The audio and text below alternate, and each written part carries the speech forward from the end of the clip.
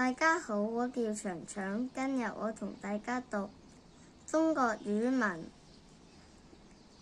一上第一冊。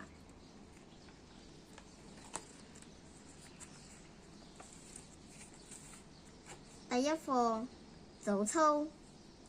小鳥兒起得早，跳來跳去，在樹枝上做早操。小蜜蜂起得早，飛來飛去，在花朵上做早操。小學生起得早，跑來跑去，在陽光下做早操。第二課，坐校車。上學了，上學了，媽媽早，謝謝媽媽叫醒我，送我坐校車。上學了，上學了，司機叔叔好，謝謝叔叔來接我，送我到學校。第三課，誰陪我上學？咦，是誰在天空中唱歌？嘩嘩嘩嘩，是誰在車窗上玩耍？噠噠噠噠，是誰在小傘上跳舞？沙沙沙沙，啊，是小雨點啊！活潑的小雨點陪我快樂地上學。第四課，鈴聲響，鈴聲響，上課了。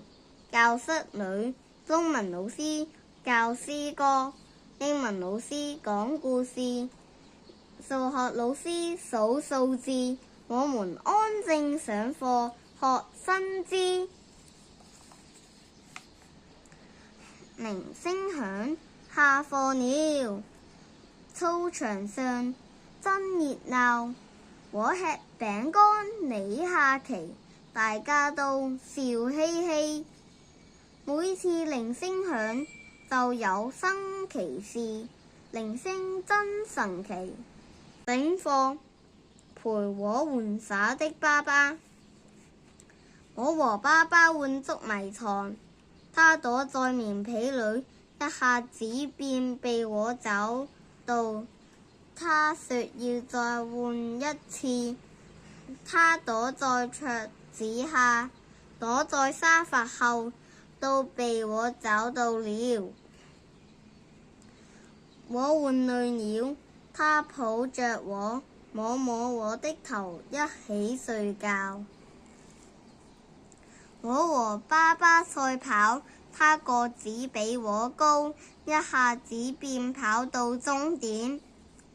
我們再跑一次，爸爸跑慢點，讓我勝出。我跑累了，爸爸抱着我，做個鬼鳥，哈哈大笑。爸爸常常陪我玩耍，我最喜歡爸爸了。第六課，好姐姐。晚飯後，姐姐發現作業本的封面上有幾條彎彎曲曲的線，姐姐很害怕，想哭。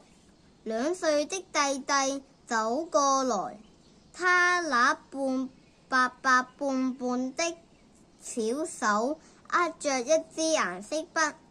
媽媽說，我想是弟弟畫的。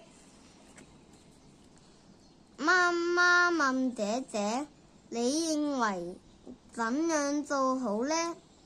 姐姐看看弟弟，說，我會跟老師說對不起，弟弟喜歡畫畫才畫花了。弟弟聽了也學着說對不起。第七課，雪熱落了，秋天來了，天氣冷了，可魚兒和還光着身子在河裏游來游去。他們怎麼就不怕着涼，不會感冒？第8課，鵝大哥。鵝大哥，鵝大哥，紅帽子，白領巾，搖搖擺擺上山坡。請你樹下坐一坐，我來問問你。啊哦啊哦，唱的是什麼歌？呢本書已經讀完，下次讀另外一本。拜拜。